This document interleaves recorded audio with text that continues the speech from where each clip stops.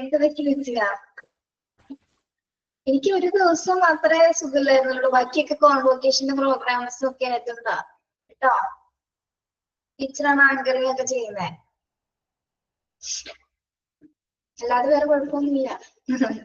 നിങ്ങൾ എന്തൊക്കെ വിചാരിച്ച കുട്ടികളോ? ഓക്കെ, കുറെ ദിവസമായില്ലേ കണ്ടിട്ട്.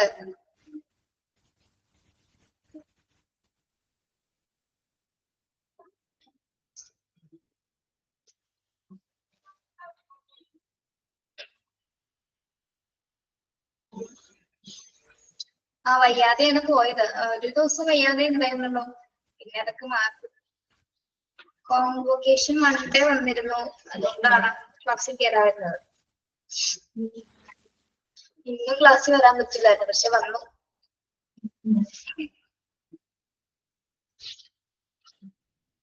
ഓക്കെ, എന്തൊക്കെയുണ്ട് വിശേഷം? എല്ലാവർക്കും സുഖമാണോ?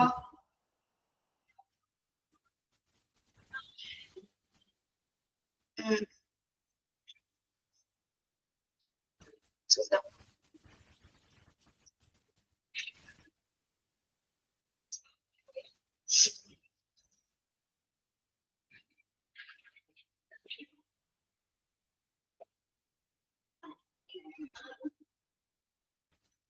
നമ്മള് പേഴ്സണൽ പോളിസി തുടങ്ങിയായിരുന്നില്ലേ? പേഴ്സണൽ പോളിസി എന്താണെന്ന് പറഞ്ഞല്ലോ അല്ലേ?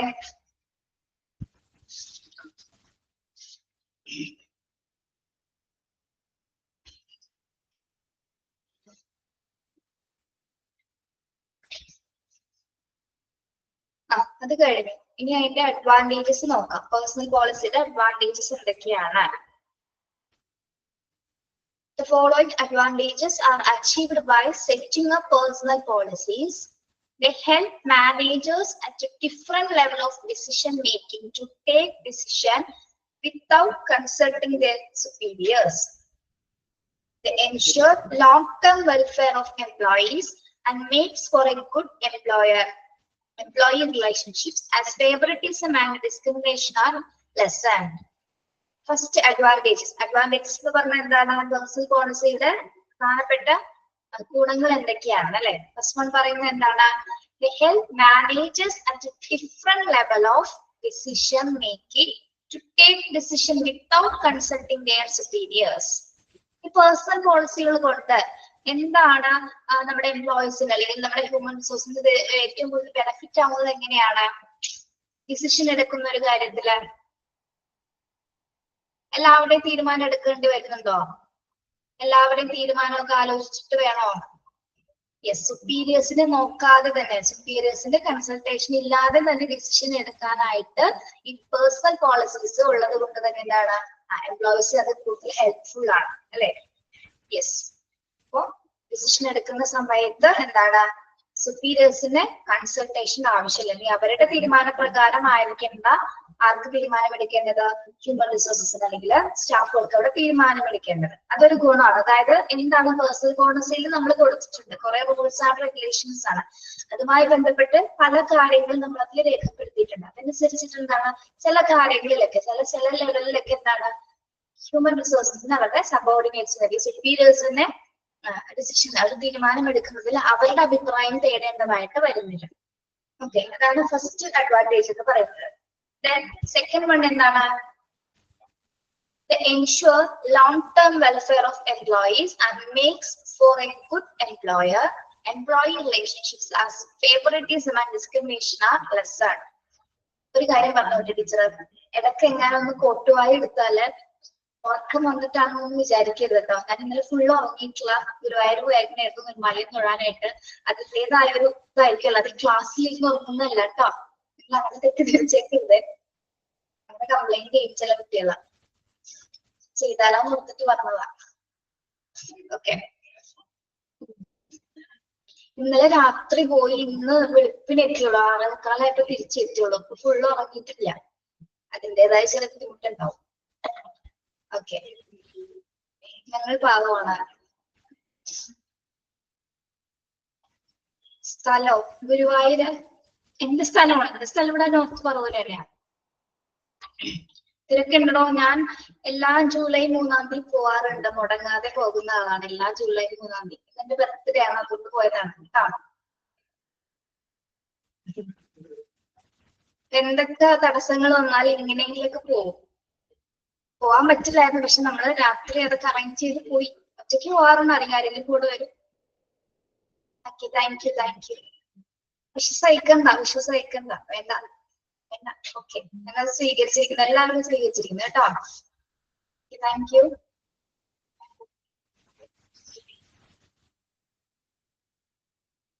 ഓക്കെ, സെക്കൻഡ് പോയിന്റ് നോക്കൂ. Thank you all.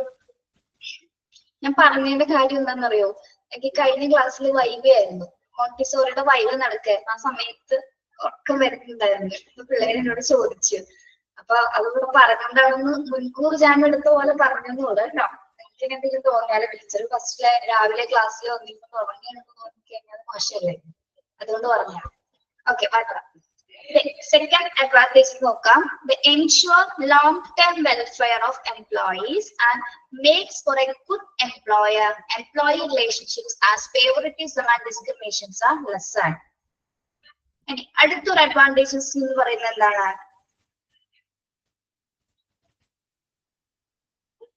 ഇവിടെ ആരുടെ വെൽഫെയറിനാണ് ഏറ്റവും ഇമ്പോർട്ടൻസ് കൊടുക്കുന്നത്?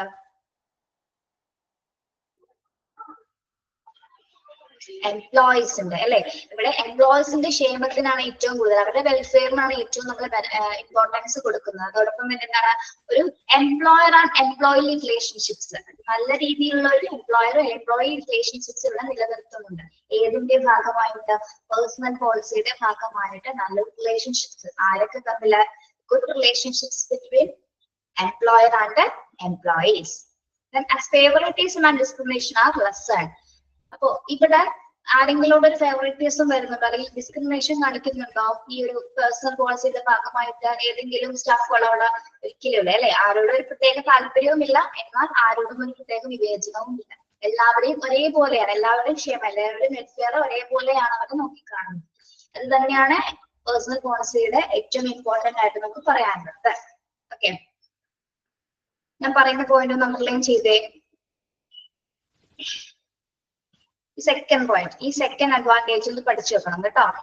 Ensure long-term welfare of employees and make for a good employer-employee relationships as favoritism and discriminations are lessened. അതായത് ജീവനക്കാരുടെ ദീർഘകാല ലോങ് ക്ഷേമം ഉറപ്പുവരുത്തുകയും അതോടൊപ്പം തന്നെ എന്താണ്, എംപ്ലോയറും എംപ്ലോയീസും തമ്മിലുള്ള റിലേഷൻഷിപ്സ് നല്ല രീതിയിൽ മെയിൻറ്റെയിൻ ചെയ്യുകയും അവിടെ പ്രത്യേകമായിട്ട് ആരോടും താല്പര്യവും ഇല്ല, അല്ലെങ്കിൽ എന്താണ് പ്രത്യേക രീതിയിൽ ഡിസ്ക്രിമിനേഷനും അവിടെ കാണിക്കുന്നില്ല. അത് തന്നെയാണ് പേഴ്സണൽ പോളിസിയുടെ ഏറ്റവും പ്രധാനപ്പെട്ട അഡ്വാൻറ്റേജ് എന്ന് പറയുന്നത്. ഓക്കെ, മനസ്സിലായോ? ഇത് രണ്ടോ?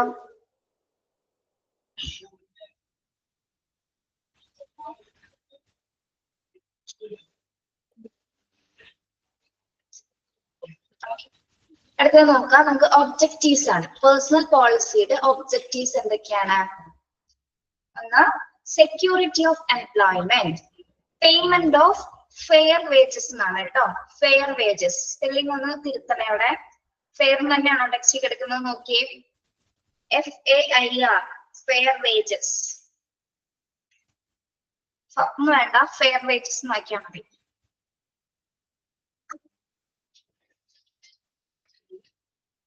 Then sound industrial relations, training of everyone, optimum use of human resources, respecting human dignity. Okay, ഓരോ ഒബ്ജക്റ്റീവ്സ് എന്തൊക്കെയാണെന്ന് നോക്കാം. ഫസ്റ്റ് വൺ എന്താണ്? Security of employment. എന്താണ്? തൊഴിൽ സുരക്ഷിതത്വം ഉറപ്പുവരുത്തുന്നു അല്ലെ. പേഴ്സണൽ പോളിസിയുടെ പ്രധാന ഒബ്ജക്റ്റീവ് എന്ന് പറയുന്നത് എന്താണ്? Security of employment. അവിടെ ഏത് തരം തൊഴിലാണോ നടപ്പിലാക്കുന്നത് അതിന്റെ സുരക്ഷിതത്വം, അതിന്റെ സേഫ്റ്റി ഉറപ്പുവരുത്തുകയാണ് അതിന്റെ ഫസ്റ്റ് ഒബ്ജക്റ്റീവ് എന്ന് പറയുന്നത്. Okay, security of employment. അടുത്തത് അതറിയാലോ, സെക്യൂരിറ്റി ഓഫ് എംപ്ലോയ്മെന്റ് എന്താണെന്ന് മനസ്സിലായില്ലേ? തൊഴിൽ സുരക്ഷിതത്വം ഉറപ്പുവരുത്തുക, അത്രയേ ഉള്ളൂ. Then second one, payment of fair wages. Payment of fair wages. എന്താണ് ഫെയർ വേജസ് എന്ന് പറയുന്നത്? മിനിമം വേജസ് അല്ലെ. സ്റ്റാഫുകൾക്ക് നമ്മൾ മിനിമം വേജസ് കൊടുക്കുക, അല്ലെങ്കിൽ റീസണബിൾ ആയിട്ടുള്ള വേജസ് കൊടുക്കണം അല്ലെ. ഇപ്പൊ ചെയ്യുന്ന തൊഴിലില്ല, ഏത് തൊഴിലാണോ ചെയ്യുന്നതിന് തക്കതായ വിധത്തിൽ അല്ലെ.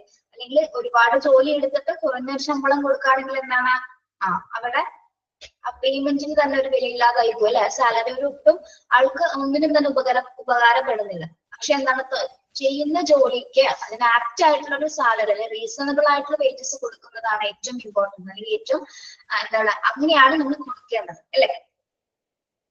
യെസ്, ഇപ്പൊ പേയ്മെന്റ് ഓഫ് ഫെയർ വേജസ് എന്ന് പറയുന്നത് എന്താണ്, അതിലേക്ക് അവിടെ എഴുതി വെച്ചോളൂ, വേണമെങ്കിൽ എഴുതി വെച്ചോളൂ കേട്ടോ. Minimum wages reasonable wages, minimum wages അല്ലെങ്കിൽ റീസണബിൾ വേജസ്.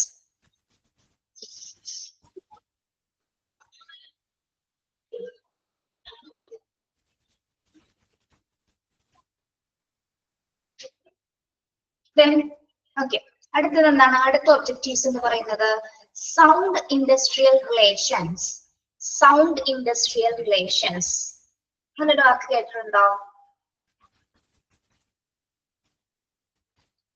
എന്തായിരിക്കും പേഴ്സണൽ പോളിസിയുടെ ഈ ഒബ്ജക്റ്റീവിൽ വരുന്നത്?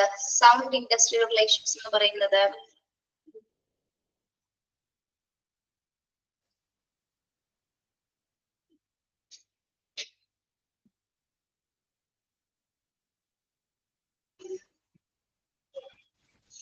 ഇതായിരിക്കും ഉദ്ദേശിക്കുന്നത്. സൗണ്ട് ഇൻഡസ്ട്രിയൽ റിലേഷൻസ് എന്താണ് അവിടെ വരുന്നത്? Increased or perform maximum productivity. അതായത് നമ്മൾ അവിടെ മാക്സിമം പ്രൊഡക്ഷൻ ഉണ്ടാക്കാനാണ് ഏറ്റവും കൂടുതൽ വർക്ക് ചെയ്യുന്നത് അല്ലെ. ഒരു കമ്പനിയിൽ വർക്ക് ചെയ്യുന്ന സമയത്ത് അവിടെ എന്തുണ്ടായിരിക്കണം, നമ്മളെക്കാൾ കഴിയുന്ന മാക്സിമം പ്രൊഡക്ടിവിറ്റി ഉണ്ടായി ഉത്പാദനക്ഷമത കൂട്ടാനായിരിക്കും എല്ലാവരും ശ്രമിക്കേണ്ടത്. അതാണ് ദ സൗണ്ട് ഇൻഡസ്ട്രിയൽ റിലേഷൻസ് എന്ന് ഉദ്ദേശിക്കുന്നത്. ഒരു ഓർഗനൈസേഷനെ സംബന്ധിച്ചിടത്തോളം അവിടുത്തെ പ്രൊഡക്ടിവിറ്റി ഇൻക്രീസ് ചെയ്യിപ്പിക്കുക എന്നുള്ളതാണ് ഏറ്റവും ആപ്റ്റ് ആയിട്ടുള്ള ഒരു കാര്യം എന്ന് പറയുന്നത് എംപ്ലോയീസിനെ സംബന്ധിച്ചിടത്തോളം. പിന്നെന്താണ്, അതോടൊപ്പം തന്നെ എംപ്ലോയ്മെന്റ് മോട്ടിവേഷൻസ് വരുന്നുണ്ട്. ഒരു ഓർഗനൈസേഷനെ ഏറ്റവും നല്ല അച്ചീവ് ആകുന്ന നിലയിലേക്ക് എത്തിക്കണമെങ്കിൽ എംപ്ലോയീസിനെ നമ്മൾ എന്ത് ചെയ്യേണ്ടതുണ്ട്? മോട്ടിവേറ്റ് ചെയ്യേണ്ടതുണ്ട്. മോട്ടിവേറ്റ് ചെയ്യുന്നതിന് വേണ്ടി നമ്മൾ എന്തൊക്കെ കാര്യങ്ങളാണ് കൊടുക്കുന്നത് എംപ്ലോയീസിനെ മോട്ടിവേറ്റ് ചെയ്യാനായിട്ട്? ഇതിനാണ് നമ്മള് ബോണസ്, അലവൻസുകള്, ഇൻസെന്റീവ്സ് ഒക്കെ കൊടുത്തുകൊണ്ട് അതൊരു മോട്ടിവേഷൻ ടെക്നിക്സ് ആണ്. ഇതൊക്കെ കൊടുക്കുന്നത് വഴി എന്താണ്, അവർക്ക് നല്ല രീതിയിൽ അവിടെ പ്രൊഡക്റ്റീവ് ആയിട്ട് വർക്ക് ചെയ്യാനായിട്ട് സാധിക്കുന്നു അല്ലെ. ആ ഒരു ഒരുമിച്ച് പ്രൊഡക്റ്റീവ് ആയിട്ട് വർക്ക് ചെയ്യുന്ന സമയത്ത് മാത്രമാണ് ആ ഒരു ഓർഗനൈസേഷൻ എന്ത് സംഭവിക്കുന്നത്, നല്ല രീതിയിൽ പ്രൊഡക്ഷൻ ഉണ്ടാകുന്നത്, അല്ലെങ്കിൽ നല്ല രീതിയിൽ പ്രോഫിറ്റ് ഉണ്ടാക്കാൻ സാധിക്കുന്നത്. ഓക്കെ, സൗണ്ട് ഇൻഡസ്ട്രിയൽ റിലേഷൻസിൽ വരുന്നത് എന്താണെന്ന് ജസ്റ്റ് ഒന്ന് നോട്ട് ചെയ്ത് വെച്ചോ. Increased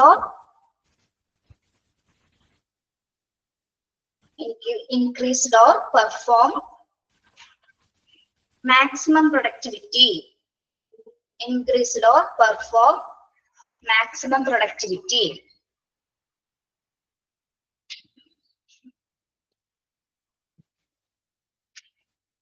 Then employment motivation. അടുത്തൊരു comment എഴുതിക്കോളൂ. Employment motivation.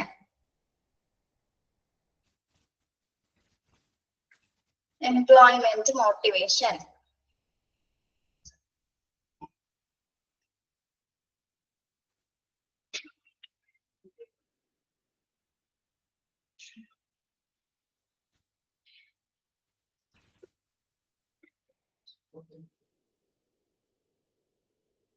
Okay. Yes. Then next objective എന്ന് പറയുന്നത് എന്താണ്? Training of everyone. Training of everyone. എന്താണ് training of everyone എന്ന് പറയുന്നത്? പേഴ്സണൽ പോളിസിയുടെ ഭാഗമായിട്ട് എല്ലാവർക്കും പരിശീലനം കൊടുക്കുക അല്ലെ. എത്രയോ തൊഴിലാളികൾ, എത്ര ഹ്യൂമൻ റിസോഴ്സസ് ഉണ്ട്, അവർക്ക് കൃത്യമായുള്ള രീതിയിൽ ട്രെയിനിങ് കൊടുക്കുക അല്ലെ, പരിശീലനം കൊടുക്കുക. ഓക്കെ, അത് പ്രധാനപ്പെട്ട ഒബ്ജക്റ്റീവ്സിൽ ഒന്നാണ്. കാരണം ട്രെയിനിങ് കൊടുത്താൽ മാത്രമേ നല്ല രീതിയിൽ എന്ത് സംഭവിക്കുകയുള്ളൂ, അത് വർക്ക് ചെയ്യാനായിട്ടുള്ളൊരു സ്കിൽസ് ഡെവലപ്പ് ചെയ്യുള്ളൂ അല്ലെ. വേണ്ട രീതിയിലുള്ള പരിശീലനം കൊടുത്താൽ മാത്രമേ തൊഴിലാളികൾക്ക് ഒരു ഓർഗനൈസേഷൻസിൽ നല്ല രീതിയിൽ വർക്ക് ചെയ്യാനായിട്ട് സാധിക്കുള്ളൂ. ഓക്കെ, ദെൻ അടുത്ത objective optimum use of human resources. Optimum use of human resources. അടുത്ത ഒബ്ജക്റ്റീവ് എന്താണ്? അതായത് ഹ്യൂമൻ റിസോഴ്സസിന്റെ ഒപ്റ്റിമൽ ആയിട്ടുള്ള ഉപയോഗം അല്ലെ, അവരെ മാക്സിമം ആയിട്ടാണ് ഉപയോഗിക്കുന്നത്. യെസ്, മാക്സിമം എന്ന് പറയുന്നത് മനുഷ്യവിഭവം പൂർണ്ണമായിട്ട് ഉപയോഗിക്കാന്നാണ്, അല്ലാതെ അവരെ പിഴുതെറിഞ്ഞ് അല്ലെങ്കിൽ അവരെ കഷ്ടപ്പെടുത്തി ഉപയോഗിക്കാന്നുള്ള ഒരു മീനിങ് അവിടെ വരുന്നില്ല കേട്ടോ.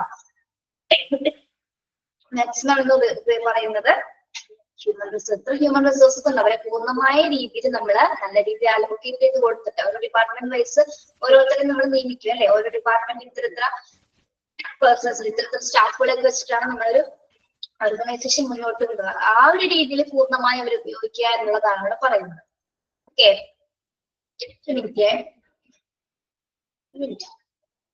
ഒരു മിനിറ്റ് നിങ്ങൾ അതൊന്ന് വായിച്ചു നോക്കിയേ.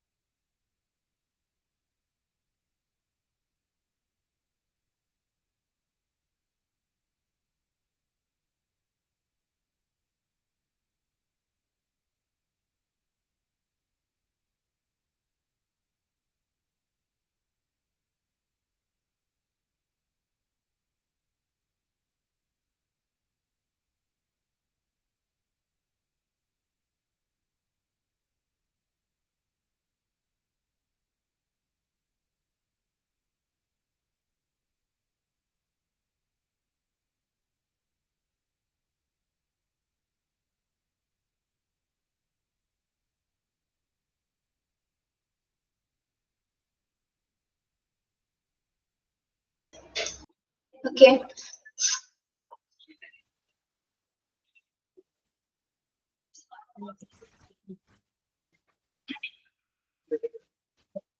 പേഴ്സണൽ പോളിസിയുടെ ഒബ്ജക്റ്റീവ്സ് ഇമ്പോർട്ടന്റ് ആണ്. ഈ പറയുന്ന ഭാഗങ്ങളൊന്ന് ടിക്ക് ചെയ്ത് പോണേ. ഞാൻ പറയുന്ന ഒബ്ജക്റ്റീവ്സ് ഒന്ന് ടിക്ക് ചെയ്ത് പോവാട്ടോ. കേൾക്കുന്നുണ്ടോ നിങ്ങള്? ഒന്ന് security of employment first point tick ചെയ്യാം. ഫസ്റ്റ് പോയിന്റ് ടിക്ക് ചെയ്യാം. Then second one,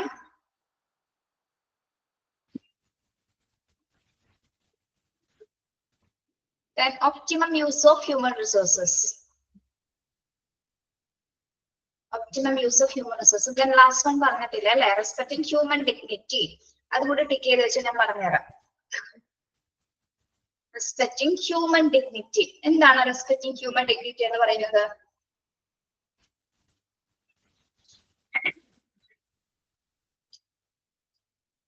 മനുഷ്യ അന്തസ്സിനെ ബഹുമാനിക്കുക അല്ലെ, ഹ്യൂമൻ ഡിഗ്നിറ്റി, അന്തസ്. എവിടെ ഏതൊരു ഓർഗനൈസേഷനിൽ ആര് വർക്ക് ചെയ്താലും അവർ ഓരോരുത്തരും ഓരോ ഇൻഡിവിജ്വൽസ് ആണ്, ഓരോ പേഴ്സൺസ് ആണ്. അവർക്ക് അവരുടേതായിട്ടുള്ള ഒരു ഡിഗ്നിറ്റി ഉണ്ട്. അവരെ ബഹുമാനിച്ചുകൊണ്ട് വേണം നമ്മൾ അവരോട് ബിഹേവ് ചെയ്യുന്നത്. അല്ലാതെ ഒരിക്കലും നമ്മൾ അടിമകളെ പോലെ സ്ലേവറി സിസ്റ്റം പോലെയൊന്നും ഒരിക്കലും ഒരു ഓർഗനൈസേഷൻ അല്ലെങ്കിൽ ഹോസ്പിറ്റലിൽ വർക്ക് ചെയ്യുന്ന സ്റ്റാഫുകളോട് ഒരിക്കലും നമ്മൾ അങ്ങനെ ബിഹേവ് ചെയ്യാനായിട്ട് പാടുന്നതല്ല. ഓക്കെ,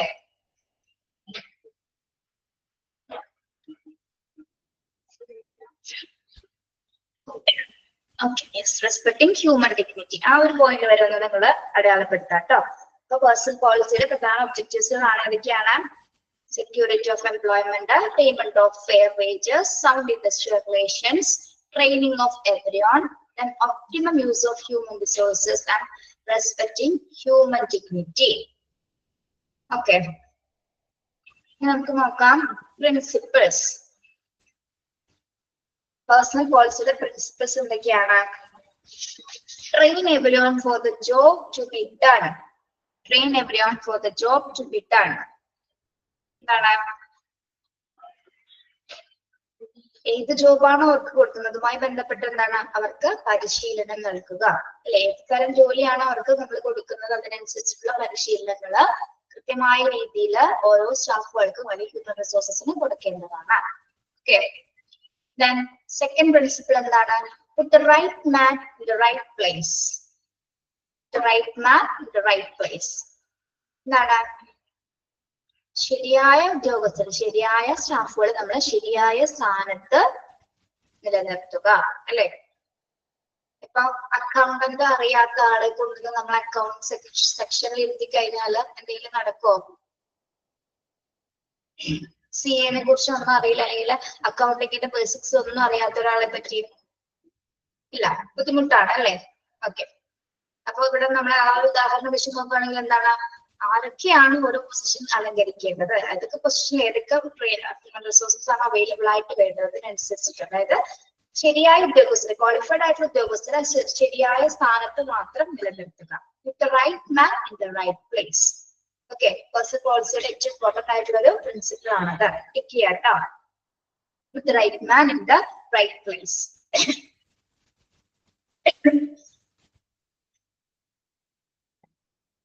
മനസ്സിലായോ പോയിട്ട്? Okay. Then supply the right tools and the right conditions of work. Supply the right tools and the right conditions of work. എന്താ പറയുന്നത്?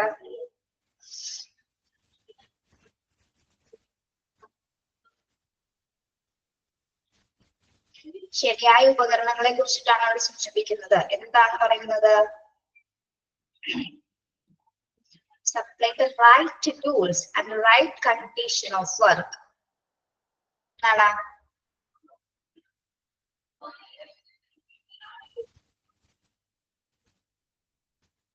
Yes. ഏത് വർക്കാണോ അവിടെ നടക്കുന്നത് അതിന് ഉപകാരപ്പെടുന്ന തരത്തിൽ ക്വാളിഫൈഡ് ആയിട്ടില്ലെങ്കിൽ നല്ല ഡാമേജസ് ഒന്നും ഇല്ലാത്ത അല്ലെങ്കിൽ റിപ്പയറിംഗ് ഒന്നും വരാത്ത രീതിയിലുള്ള ഗുഡ് കണ്ടീഷൻസിലുള്ള റൈറ്റ് കണ്ടീഷൻസിലുള്ള ഉപകരണങ്ങൾ മാത്രം നൽകുക അല്ലെ? അല്ലാതെ ഏതെങ്കിലും ഡാമേജ്ഡ് ആയിട്ടുള്ള റിപ്പയറിംഗ് ഒക്കെ ഉള്ള സാധനങ്ങളൊന്നും തന്നെ അല്ലെങ്കിൽ ഉപകരണങ്ങളൊന്നും തന്നെ വർക്ക് കണ്ടീഷൻസിൽ ഉപയോഗിക്കാനായിട്ട് കൊടുക്കരുത്. കൊടുക്കുമ്പോൾ എങ്ങനെയാണ് നല്ല റൈറ്റ് ടൂൾസുകൾ മാത്രമായിരിക്കും നമ്മൾ സപ്ലൈ ചെയ്യുന്നത്. വളരെ ഇമ്പോർട്ടന്റ് ആണ് അല്ലെ? അത് അവരുടെ ജോലിയായിരിക്കും അല്ലെങ്കിൽ തടസ്സപ്പെടുത്തുക. ആ ഒരു മെഷീൻസിന് അല്ലെങ്കിൽ ടൂൾസിന് ഏതെങ്കിലും തരത്തിലുള്ള കേടുപാടുകൾ ഉണ്ടെങ്കിൽ അവരുടെ ജോലിക്കായിരിക്കും അല്ലെങ്കിൽ വർക്കിംഗ് കണ്ടീഷനായിരിക്കും അത് ബാധിക്കുന്നത്. Okay. Then fourth one, make the organization a coordinate തന്നെയാണോ കൊടുക്കുന്നത് നിങ്ങളുടെ ടെക്സ്റ്റില്? Okay. Organization a coordinate team through a proper coordinate and administration of various departments and divisions. അപ്പോൾ എന്തൊന്ന് വായിച്ചു നോക്കിയേ. Make the organization coordinate team through a proper coordinate and administration of various departments and divisions. എന്താണ് ഓർഗനൈസേഷനുമായി ബന്ധപ്പെട്ട് നമ്മള് എന്താണ് ഒരു team ഉണ്ടായിരിക്കുമല്ലോ, coordinate ചെയ്യുന്ന അല്ലെങ്കിൽ കോർഡിനേറ്റ് ചെയ്യാന്ന് പറഞ്ഞാൽ എന്താ? കോർഡിനേഷൻ, സഹകരിച്ച് പ്രവർത്തിക്കുക അല്ലെ? അതായത് ഒരു ഓർഗനൈസേഷനിൽ വർക്ക് ചെയ്യുന്ന സമയത്ത് പല ഡിപ്പാർട്ട്മെന്റ്സുകൾ ഉണ്ടാവും, പല ഡിവിഷൻസ് ഉണ്ടായിരിക്കാം. അപ്പൊ ഈ ഡിപ്പാർട്ട്മെന്റ്സുകളുമായിട്ട് നമ്മൾ എന്താണ് ഒരു ഡിപ്പാർട്ട്മെന്റുമായിട്ട് അവരവരുടെ ഒരു മൈൻഡില്ല അല്ലെങ്കിൽ അവരായിട്ട് നമ്മൾ എന്ന് പഴക്കാണ് അങ്ങനെയൊക്കെ പോയി കഴിഞ്ഞാൽ ഒരു ഓർഗനൈസേഷനാണ് അത് ബാധിക്കുന്നത് അല്ലെ? ഓക്കെ. അങ്ങനെ ഒന്നും ആയിരിക്കരുത്. നമ്മൾ എങ്ങനെ ആയിരിക്കണം? അവർ എല്ലാ ഡിപ്പാർട്ട്മെന്റ്സിലും ഏതൊക്കെ ഡിപ്പാർട്ട്മെന്റ്സിൽ ഉണ്ടോ അവയെല്ലാം തന്നെ നമ്മൾ എന്താണ് കോർഡിനേറ്റ് ചെയ്തിട്ടായിരിക്കണം, അല്ലെങ്കിൽ വിവിധ വകുപ്പുകളെല്ലാം തന്നെ കോർഡിനേറ്റ് ചെയ്ത് പ്രവർത്തിപ്പിക്കുക. അങ്ങനെ ആയിരിക്കണം നമ്മളൊരു ഓർഗനൈസേഷനെ സംബന്ധിച്ചെടുത്ത് വർക്ക് ചെയ്യേണ്ടത്. ഓക്കെ. അതിനുവേണ്ടി ഒരു കോർഡിനേറ്റിംഗ് ടീം ഉണ്ടായിരിക്കും. നമുക്കറിയാലേ, ഇപ്പൊ നിങ്ങളെ സ്മാർട്ട് സ്റ്റഡിയിൽ ജോയിൻ ചെയ്തപ്പോൾ നിങ്ങളെ കോർഡിനേറ്റ് ചെയ്യാനായിട്ട് ഒരു ടീം ഉണ്ടായിരുന്നു. നിങ്ങൾക്ക് വേണ്ട വിവരങ്ങളൊക്കെ പറഞ്ഞു തരാനായിട്ട് ഉണ്ടായിരുന്നില്ലേ?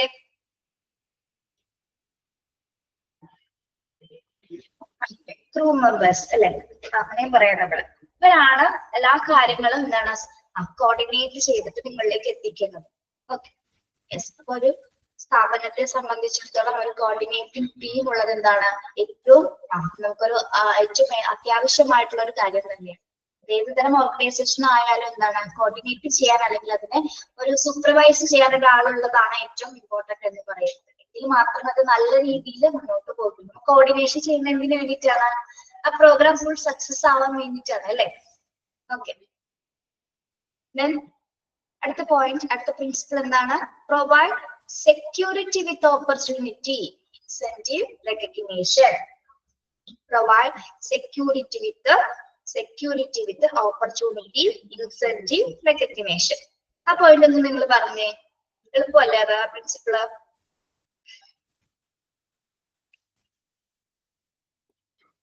ഇവിടെ ആർക്ക് സെക്യൂരിറ്റി കൊടുക്കുന്ന കാര്യമാണ് പറയുന്നത്?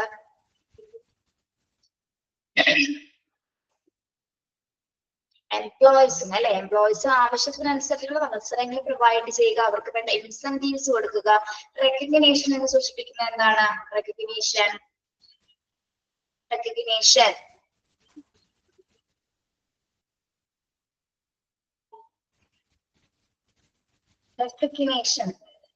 എന്താണ്?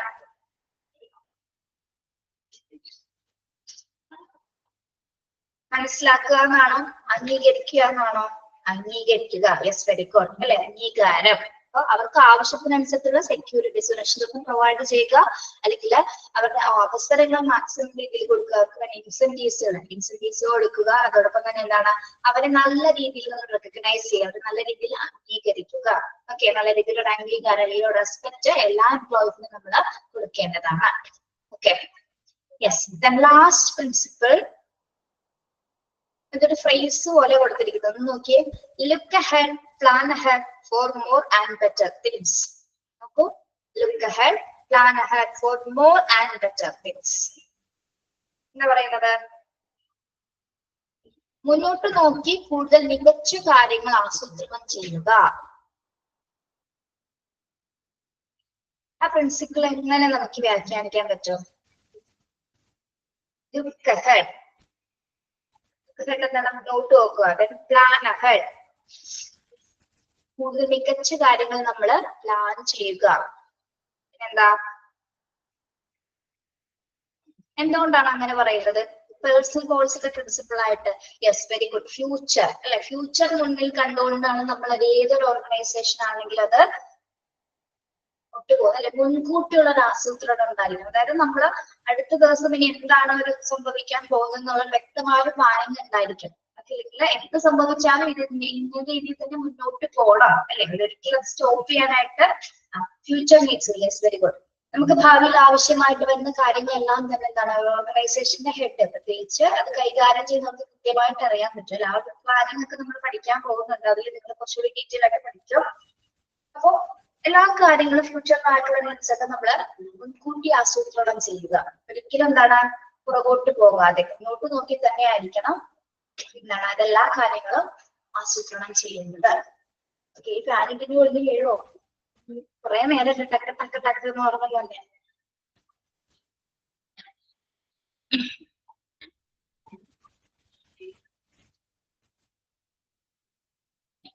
ക്ലാസ് മുറിയിൽ ഫാനിറ്റിന് വേണ്ടി ടീച്ചർക്ക് ദാരുണമായ പരിക്ക്. കേട്ടിട്ടുണ്ടോ നിങ്ങൾ അങ്ങനെ? കുഴപ്പമില്ല, ടേബിൾ ഫാൻ അല്ലേ, അത് വീണാലും നമുക്ക് ഇങ്ങനെ പിടിക്കാം. അത്ര വലിയ കാര്യമൊന്നും പറ്റില്ല. ഫാൻ ഓഫ് ചെയ്തിരിക്കാൻ പറ്റുള്ളൂ. ഇവിടെ വെന്റിലേഷൻ ഇല്ല. ഒരു ക്ലാസ്സിലും വെന്റിലേഷൻ വരില്ല. എല്ലാ ക്ലാസ്സുകളും ഇവിടെ 18 ക്ലാസ് ഉണ്ട്. 18 ക്ലാസ്സുകൾ നമ്മൾ അടുപ്പിച്ചാണ് വെച്ചിരിക്കുന്നത്. വെന്റിലേഷൻ കൊടുക്കാൻ പറ്റില്ല. അങ്ങനെ അതിന്റെ ഒരു ബുദ്ധിമുട്ടുണ്ട്. ഫാനിലാണ്ടിരിക്കാൻ പറ്റില്ല. ഓക്കെ, ചൂടും തണുപ്പൊക്കെ മിക്സ്ഡ് ആണ്. നിങ്ങളുടെ അവിടെ മഴയൊക്കെ കുറഞ്ഞോ?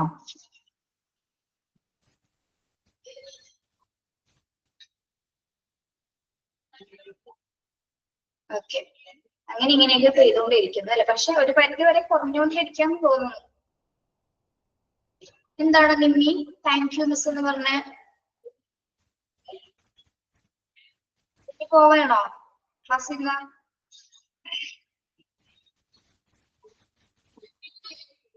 12 ആയുള്ളൂ. എനിക്കറിയില്ല.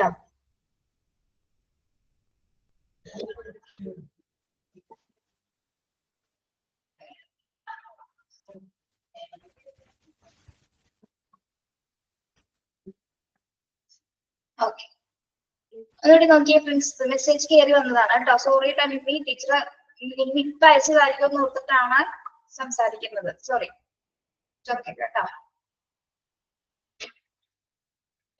നോക്കിയ പ്രിൻസിപ്പൽസ് പേഴ്സണൽ പോളിസിയുടെ principles train everyone for the job to be done.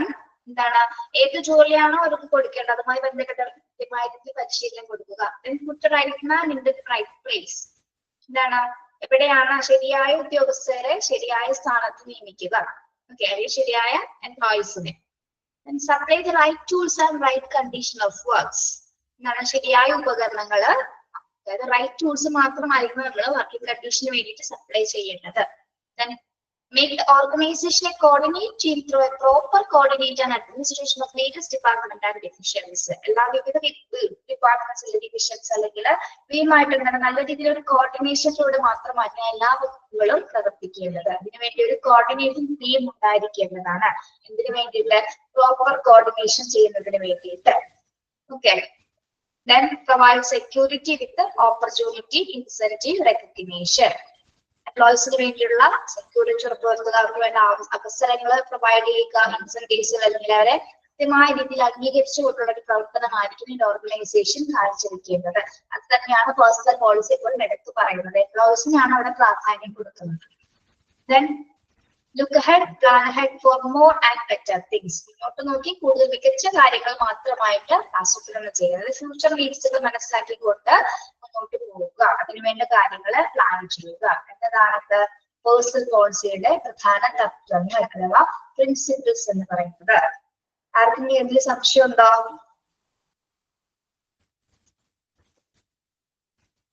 ഇനി വരുന്ന കാര്യങ്ങളൊക്കെ കുറച്ചൊരു ബുദ്ധിമുട്ടുകളായിരിക്കും കേട്ടോ. ഇതൊക്കെ വലിയ കുഴപ്പമില്ലാതെ പോകും.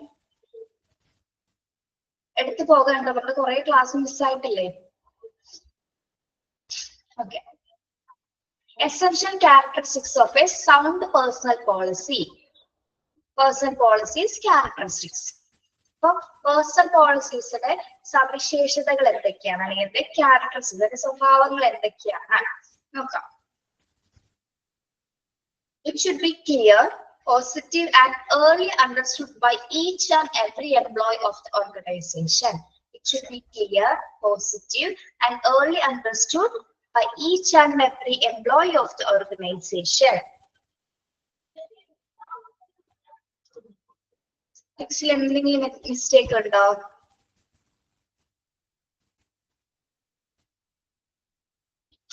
അവിടെ ഈസിലി എന്നാണ് കേട്ടോ. പോസിറ്റീവ് ആൻഡ് ഈസിലി അണ്ടർസ്റ്റുഡ് എന്നാക്കണേ. ഈസിലി എന്നാക്കുക കേട്ടോ, വളരെ എളുപ്പത്തിൽ എന്നുള്ളത്. അതായത് നമ്മുടെ പേഴ്സണൽ പോളിസിയുടെ പ്രധാന സ്വഭാവം എന്ന് പറയുന്നത് എന്താണ്? ഒരു ടീച്ചറിന്റെ ടെക്സ്റ്റിലേക്ക് ഇരുത്തി തന്നിട്ടുള്ളതാണ് ഞാൻ പറഞ്ഞത്. അതായത് തന്നിരിക്കുന്ന പോളിസീസ് എന്ന് പറഞ്ഞാൽ എന്തൊക്കെയാ നമുക്കറിയാം. റൂൾസ് ആൻഡ് റെഗുലേഷൻസ് ആണല്ലേ. ഇത് വായിക്കുന്ന ആൾക്കാർ, വായിക്കുന്ന ഒരു എംപ്ലോയീസിന് എങ്ങനെയായിരിക്കണം? ഷുഡ് ബി ക്ലിയർ, വളരെ ക്ലിയർ ആയിരിക്കണം. അതുപോലെ തന്നെ എന്താണ്, ഓരോ എംപ്ലോയീസിനും, ഓരോ ഓർഗനൈസേഷനെ സംബന്ധിച്ചിടത്തോളം ഓരോ ഹ്യൂമൻ റിസോഴ്സസിനും വ്യക്തമായിട്ട് മനസ്സിലാവുന്ന തരത്തിലായിരിക്കണം ഇത് എഴുതപ്പെടേണ്ടത്. ഓക്കെ, അതുകൊണ്ടാണ് it should be clear, positive.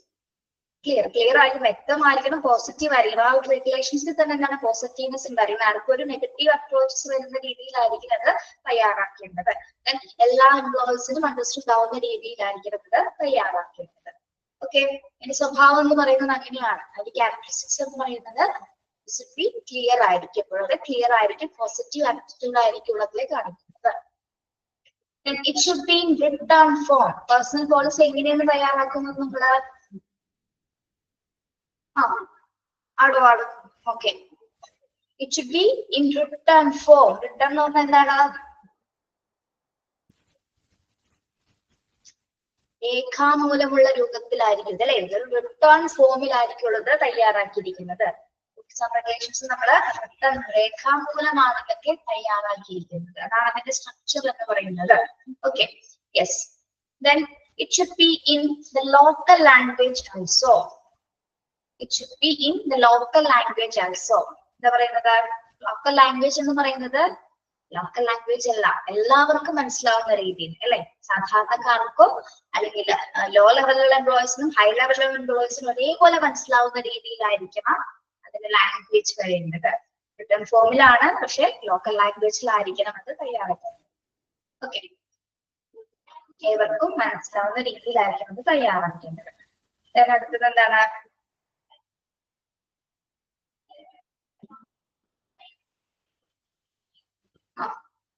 Okay,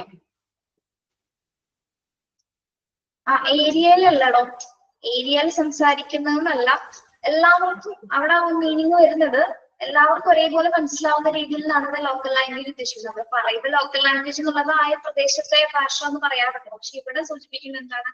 എല്ലാവർക്കും ഒരേപോലെ മനസ്സിലാവുന്നത്. ഏത് രീതിയിലാണ് ആ പോളിസീസ് എഴുതിയിരിക്കുന്നത്, പക്ഷെ അതർക്ക് ക്ലിയർ ആവുന്ന രീതിയിൽ മനസ്സിലാവുന്ന ഭാഷയിലാണ് എഴുതേണ്ടത്. ഓക്കെ, അടുത്ത എന്താണ്? It should be generally known to all those who are interested. It should be generally known to all those who are interested. എന്താണ് അവിടെ പറയുന്നത്?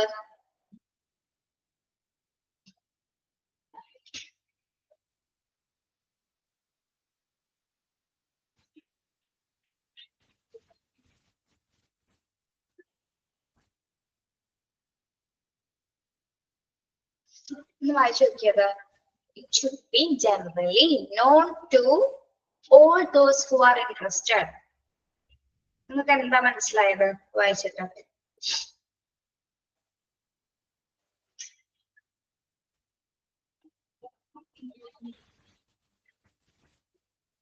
എല്ലാവർക്കും പറ്റുന്ന രീതിയിലോ?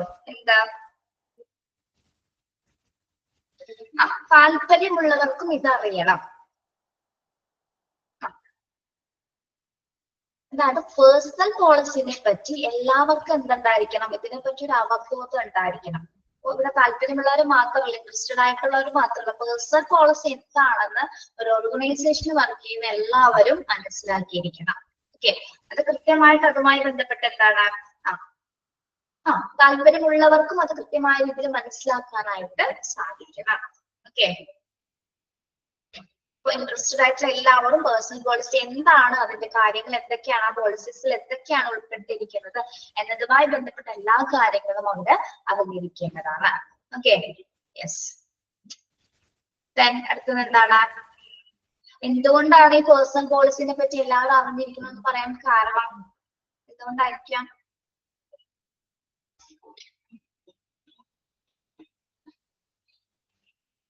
എംപ്ലോയീസിനെ സംബന്ധിച്ചിടത്തോളം ഏറ്റവും ഇമ്പോർട്ടന്റ് ആണ് പേഴ്സണൽ പോളിസീസ് അല്ലെ.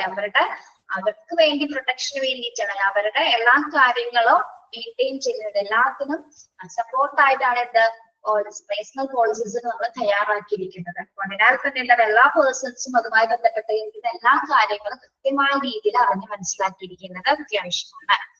Okay, then it should be written in order to preserve it against loss. Should be written in order to preserve it against loss. എന്താ വായിക്കേ?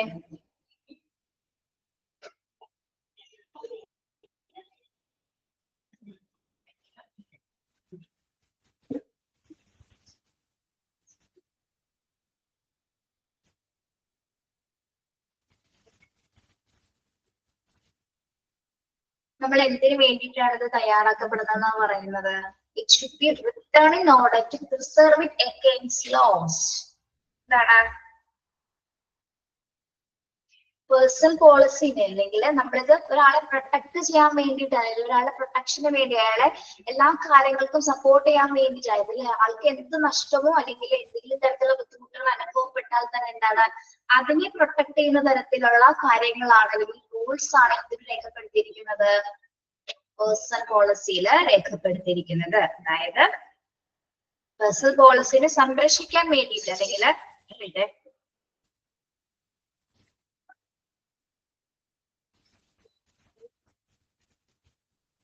അതുകൂടി നോക്കൂ എന്താണ് പറയുന്നത്?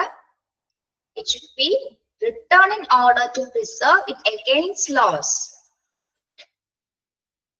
ഇവിടെ ലോസ് എന്ന് സൂചിപ്പിക്കുന്നത് എന്തിനെയാണ്? ലോസ്. എംപ്ലോയീസിന് ഏതെങ്കിലും തരത്തിലുള്ള നഷ്ടങ്ങൾ ഉണ്ടായെന്ന് വിചാരിക്കാം. ആ നഷ്ടങ്ങളിൽ നിന്ന് അവരെ പ്രിസർവ് ചെയ്യുന്നതിന്, പ്രൊട്ടക്ട് ചെയ്യുന്നതിന് വേണ്ടിയിട്ടുള്ള നിയമങ്ങളാണ് അല്ലെങ്കിൽ പോളിസീസ് ആണ് അതിൽ തയ്യാറാക്കിയിരിക്കുന്നത്. യെസ്, അതായത് എംപ്ലോയീസിന്റെ സംരക്ഷണത്തിന് വേണ്ടിയിട്ടാണ് ഈ പേഴ്സണൽ പോളിസീസുകൾ നിലകൊള്ളുന്നത്. Okay, yes. Then it must be reasonably stable but not rigid. It must be reasonably stable but not rigid. എന്താണ്? ഇതെപ്പോഴും സ്ഥിരതയുള്ളതായിരിക്കണം, എന്നാൽ റിജിഡ് ആവാൻ പാടില്ല. സ്റ്റേബിൾ മീൻസ്, സ്റ്റേബിൾ എന്ന് വെച്ചാൽ എന്താ? സ്ഥിരത. സ്ഥിരത എന്ന് പറഞ്ഞാൽ എന്താണ്? കൃത്യമായിട്ട് ന്യായമുള്ളതുമായിരിക്കണം, അതോടൊപ്പം തന്നെ സ്ഥിരമായിട്ട്. അതിന്റെ നിയമങ്ങളിലൊന്നും തന്നെ അധികം ലംഘനങ്ങൾ വരാൻ പാടില്ല. എപ്പോഴും മാറ്റമില്ലാതെ തന്നെ ആയിരിക്കണം പേഴ്സണൽ പോളിസി തുടരേണ്ടത്. മാത്രമല്ല റിജിഡ്. നോട്ട് റിജിഡ് എന്ന് പറയുന്നത് എന്താണ്? കർശനമായിട്ട് മാറ്റരുത്, അല്ലെ? പേഴ്സണൽ പോളിസി എന്ന് പറയുന്നത് ഒരിക്കലും നമ്മൾ റിജിഡ് ആക്കരുത്, അല്ലെങ്കിൽ കർശനമാക്കി മാറ്റാനുള്ള നിയമങ്ങളല്ല അതിൽ എഴുതപ്പെടേണ്ടത്. Okay, yes. Must be reasonably stable but not rigid. ന്യായമായ രീതിയിൽ സ്ഥിരമുള്ളതായിരിക്കണം, അല്ലെങ്കിൽ മാറ്റമില്ലാതെ തുടരുകയും വേണം. സ്റ്റേബിൾ ആയിരിക്കും, സ്ഥിരത ഉണ്ടായിരിക്കണം. ഈ പോളിസിയിലൊക്കെ എന്താണ്? ഒരു സ്റ്റെബിലിറ്റി ഉണ്ടായിരിക്കണം. അതോടൊപ്പം തന്നെ ഇത് ഒരിക്കലും കർശനമായിട്ടുള്ള രീതിയിലായിരിക്കും ഒരിക്കലും നമ്മൾ എംപ്ലോയീസിന്റെ മേലെ ഇതുമായി ബന്ധപ്പെട്ട് വരുന്ന റൂൾസുകൾ ഏൽപ്പിക്കേണ്ടത്. ഓക്കെ, അടുത്ത point. It should be the result of the careful analysis of all the available facts. It should be the result of the careful analysis of all the available facts. എന്തിന്റെ റിസൾട്ട്സ് ആണ് പറയുന്നത്?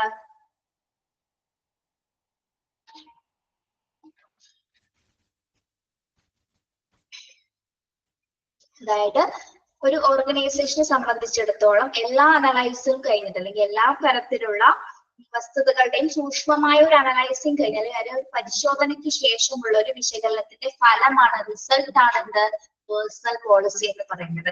അല്ലെ, ഒരു organisation ഒരാള് അല്ലെങ്കിൽ head അല്ലെങ്കിൽ അതുമായി ബന്ധപ്പെട്ടിരുന്ന ആൾക്കാർക്ക് അനലൈസ് ചെയ്യും. അവിടെ എന്തൊക്കെ പ്രവർത്തനങ്ങളാണ് നടക്കുന്നത്, അല്ലെങ്കിൽ എന്തൊക്കെയാണ് അവിടെ വീഴ്ചകളുള്ളത്, എന്തൊക്കെയാണ് അപ്പ് ആൻഡ് ഡൗൺസ് ഒക്കെ ഉള്ളതൊക്കെ നോക്കിയതിനു ശേഷം നമ്മൾ എന്ത് ചെയ്യുന്നു? അതിനുശേഷമാണ് ഈ ഒരു പേഴ്സണൽ പോളിസി നമ്മൾ രൂപീകരിക്കുന്നത്. അതായത് എല്ലാ തരത്തിലും പ്രൊട്ടക്ഷൻ വേണ്ടിയിട്ട്, അല്ലെങ്കിൽ എല്ലാ റൂൾസുകളും കൃത്യമായിട്ട് അവിടെ പാലിക്കുന്നതിന് വേണ്ടിയിട്ട് മാത്രമാണ് നമ്മൾ എന്ത് തയ്യാറാക്കപ്പെടുന്നത്? പേഴ്സണൽ പോളിസീസുകൾ തയ്യാറാക്കുമ്പോൾ ഒരു ഓർഗനൈസേഷനെ കംപ്ലീറ്റ് അനലൈസ് ചെയ്യും. നമ്മൾ അനലൈസ് ചെയ്തതിനു ശേഷമാണ് അതിന്റെ റിസൾട്ട് ആണ് എന്താ? പേഴ്സണൽ പോളിസീസ് എന്ന് പറയുന്നത്. അവിടെയാണ് അനലൈസിസ് ചെയ്യുന്ന സമയത്താണ്, എന്തെങ്കിലും പോരായ്മകൾ കണ്ടെത്തുന്ന സമയത്താണ് ഈ പോളിസിയുടെ ഇമ്പോർട്ടൻസ് നമ്മൾ എടുത്തു കാണിക്കുന്നത്. ഓക്കെ, അനലൈസിംഗിന്റെ ഭാഗമായിട്ട് വരുന്ന ഒരു റിസൾട്ട് ആണ് എന്ത്? പേഴ്സണൽ പോളിസീസ് എന്ന് പറയുന്നത്. ഓക്കെ, അതായത് ലഭ്യമായിരിക്കുന്ന എല്ലാ വസ്തുതകളുടെയും ഫലമായിരിക്കണം പേഴ്സണൽ പോളിസീസ്. മനസ്സിലായോ പറഞ്ഞത്? Okay. Then it should be uniform throughout the organization. It should be uniform throughout the organization. എന്താണ് ഇത്? ആ ഒരു ഓർഗനൈസേഷൻ മുഴുവനായിട്ട് ഒരു യൂണിറ്റി ഉണ്ടായിരിക്കണം, അല്ലെങ്കിൽ യൂണിഫോം എന്ന് പറയുന്നത് എന്താണ്? ഒരു ഏകീകൃതമായിട്ട്, അല്ലെ? ഒരു ഓർഗനൈസേഷന് പേഴ്സണൽ പോളിസി കൊടുത്തിരിക്കുന്നത് എന്തിനു വേണ്ടിയിട്ടാണ്? ഏകീകൃതമായിട്ട്, അല്ലെങ്കിൽ ഒരു യൂണിഫോമിറ്റി ഒരു ഓർഗനൈസേഷനിൽ തുടരുന്നതിന് വേണ്ടിയിട്ടാണ്. അല്ലെങ്കിൽ എല്ലാവർക്കും ഒരേപോലെ, ആർക്കൊരു ഫേവറേറ്റേഴ്സും ഉള്ള ആരെ നമ്മൾ ഇവിടെ വിവേചനാത്മകമായിട്ട് കാണുന്നില്ല. എല്ലാവർക്കും ഒരേപോലെ, എല്ലാവരുടെ വെൽഫെയർ ഇമ്പോർട്ടൻസ് കൊടുത്തിട്ടാണ് നമ്മുടെ പേഴ്സണൽ പോളിസീസുകൾ തയ്യാറാക്കുന്നത്. അപ്പൊ അതിന്റെ ഫോമാറ്റ് എന്ന് പറയുന്നത് എന്താണ്? അവിടെ മെയിൻ ആയിട്ട് യൂണിഫോമിറ്റി ആണ്. എല്ലാവർക്കും ഒരേപോലെയുള്ളതായിരിക്കും ആ ഓർഗനൈസേഷനിലെ റൂൾസുകൾ നമ്മൾ കൊടുക്കുന്നത്. Okay, then it must provide a two-way communication system between the management and the employees. It must provide a two-way communication system between the management and the employees. എന്താ പറയുന്നത്? ഇത് മാനേജ്മെന്റും ജീവനക്കാരും തമ്മിലുള്ള ഒരു ടൂ-വേ കമ്മ്യൂണിക്കേഷൻ സിസ്റ്റം ആണ് എന്ത് പേഴ്സണൽ പോളിസീസ് എന്ന് പറയുന്നത്. ഇതാണ് ടൂ-വേ കമ്മ്യൂണിക്കേഷൻ സിസ്റ്റം ബിറ്റ്വീൻ ആരൊക്കെ തമ്മിലാണ്? Management and the employees. ആരൊക്കെ തമ്മിലുള്ള കമ്മ്യൂണിക്കേഷൻസ് ആണ് ഇവിടെ പ്രധാനം അറിയിക്കുന്നത്? Communication system between management and the employees. Okay, മാനേജ്മെന്റിനും എംപ്ലോയീസിനും പരസ്പരം കമ്മ്യൂണിക്കേറ്റ് ചെയ്യുന്ന തരത്തിലായിരിക്കും അത് എന്ത് പേഴ്സണൽ പോളിസീസിൽ നമ്മൾ ക്രിയേറ്റ് ചെയ്തിരിക്കുന്നത്. Okay, yes.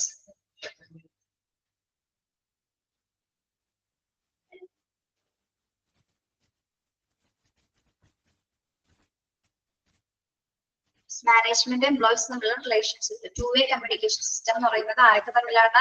Relationship between management and employees. ഇത് നമ്മൾ പറഞ്ഞത് പേഴ്സണൽ പോളിസിയുടെ ക്യാരക്ടറിസ്റ്റിക്സ് ആണ് കേട്ടോ. ഇതിൽ ടീച്ചർ ഇപ്പൊ തന്നെ പറഞ്ഞുതരാം. ഇമ്പോർട്ടന്റ് ആയിട്ടുള്ള ഭാഗങ്ങൾ മാത്രം പഠിച്ചാൽ മതി, എല്ലാം വലിച്ചു വാരി പഠിക്കണ്ട. ഓക്കെ, ഫസ്റ്റ് പോയിന്റ് പിക്ക് ചെയ്തേ. First point, it should be clear, positive, early, easily understood by each and every employee of the organization. First point. And then second point, it should be in written form. Personal policy എങ്ങനെയാണ് രൂപീകരിച്ചിരിക്കുന്നത്? Written ഫോമിലാണ്, എഴുതപ്പെട്ടതാണ്.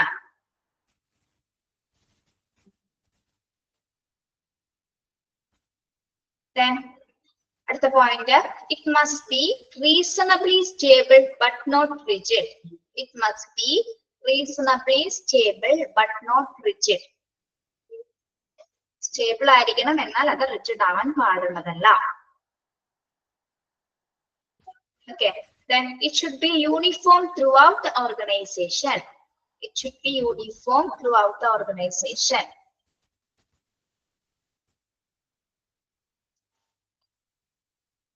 Then last point, must provide a two-way communication system between the management and the employees. Okay.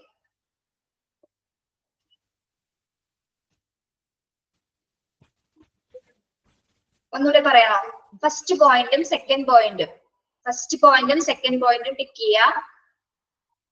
Then 2, 3, 4, 5, 6. Sixth point, it must be reasonable stable but not rigid. ആറാമത്തെ point. Then എട്ടാമത്തെ point, 8th point. Then 9th point, last point. 1, 2, 6, 8, 9.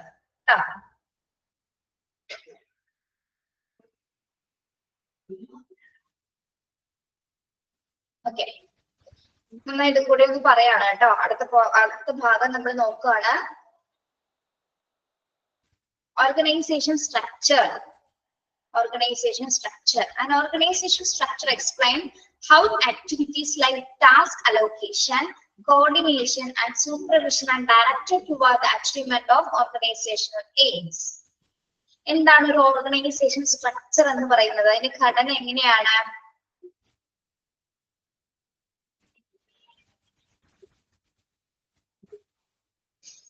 Explain how activities like task allocation. അതിന്റെ structure എന്ന് പറയുന്ന ഘടനയിൽ എന്താണ്?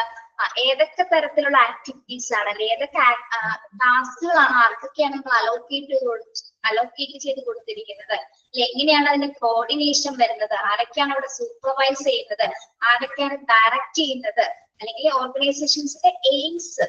ഒരു ഓർഗനൈസേഷന്റെ AIIMS achieve ചെയ്യുന്നതിന് വേണ്ടിയിട്ട് ഒരു കൂട്ടം ആൾക്കാർ അവിടെ പ്രവർത്തിക്കുന്നുണ്ട് അല്ലെ. വിവിധ തരം ആക്ടിവിറ്റീസ് ചെയ്യുന്നവര്, അല്ലെങ്കിൽ ടാസ്കുകൾ കംപ്ലീറ്റ് ചെയ്യുന്നവര്, കോർഡിനേറ്റ് ചെയ്യുന്നവരുണ്ടാവും, സൂപ്പർവൈസ് ചെയ്യുന്നവരുണ്ടാവും, ഡയറക്റ്റ് ചെയ്യുന്നവരുണ്ടാവും. എന്തിനു വേണ്ടിയിട്ടാണ്? ഒരു ഓർഗനൈസേഷൻ അച്ചീവ് ചെയ്യുന്നതിന് വേണ്ടിയിട്ട് ഇത്തരം ആൾക്കാർ അവിടെ പ്രവർത്തിക്കുന്നുണ്ടോ? എന്തൊക്കെയാണ്? ഡിഫറെന്റ് ടൈപ്സ് ഓഫ് ആക്ടിവിറ്റീസ് ഉണ്ടാവും, ടാസ്ക് അലോക്കേഷൻ ഉണ്ടാവും, coordination, supervision, coordination and supervision. ഇത്തരം കാര്യങ്ങളാണ് ഒരു ഓർഗനൈസേഷന്റെ ഘടനയിൽ വരുന്നത്. ഈ ഒരു സ്ട്രക്ചർ ഉപയോഗിച്ചുകൊണ്ടാണ് ഒരു ഓർഗനൈസേഷൻ അതിന്റെ സക്സസിലേക്ക് എത്തിച്ചേരുന്നത്. ഇത്തരം രീതിയിൽ മാത്രമായിരിക്കും നമുക്ക് എന്താണ് അതിന്റെ എയിമിലേക്ക്, അതിന്റെ ലക്ഷ്യത്തിലേക്ക് എത്തിച്ചേരാനായിട്ട് സാധിക്കുന്നത്. അതായത് അവിടെ ഡിഫറെന്റ് ടൈപ്സ് ഓഫ് ആക്ടിവിറ്റീസുകൾ അല്ലെ, ടാസ്ക് പലർക്കും നമ്മൾ അലോക്കേറ്റ് ചെയ്ത് കൊടുക്കണം. ആരൊക്കെയാണ് ഏതൊക്കെ ടാസ്ക് ആണ് ചെയ്യേണ്ടത്, അല്ലെങ്കിൽ കൃത്യമായ കോർഡിനേഷൻ ഉണ്ടായിരിക്കണം, സൂപ്പർവൈസ് ചെയ്യാൻ ആൾക്കാരുണ്ടായിരിക്കണം. ഇതൊക്കെ ഒരുമിച്ച് വരുന്ന സമയത്താണ് അതിനെ നമുക്കൊരു ഓർഗനൈസേഷൻ സ്ട്രക്ചർ എന്നറിയുന്നത്. ഇതാണ് ഒരു ഹോസ്പിറ്റൽ ആയിക്കോട്ടെ അല്ലെങ്കിൽ ഒരു കമ്പനി ആയിക്കോട്ടെ അതിന്റെ ഘടന എന്ന് പറയുന്നത്. ഇതെല്ലാം ഒരുമിച്ച് പ്രവർത്തിച്ചാൽ മാത്രമേ ആ ഒരു ഓർഗനൈസേഷനിൽ എന്തുണ്ടാവുള്ളൂ, അച്ചീവ്മെന്റ്സ് ഉണ്ടാവുകയുള്ളൂ. ഓക്കെ,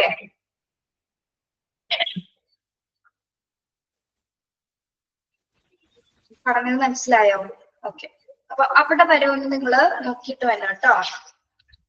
ഇവിടെ വരെ എടുത്തു പേഴ്സണൽ പോളിസി.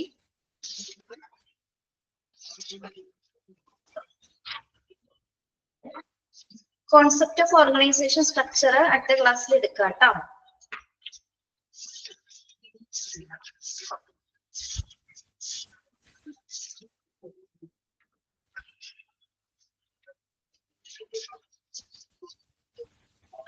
ഓക്കെ, ക്വസ്റ്റ്യൻ ചോദിക്കുന്നില്ല കേട്ടോ. അതിന്റെ പേയാണ്. Okay, thank U.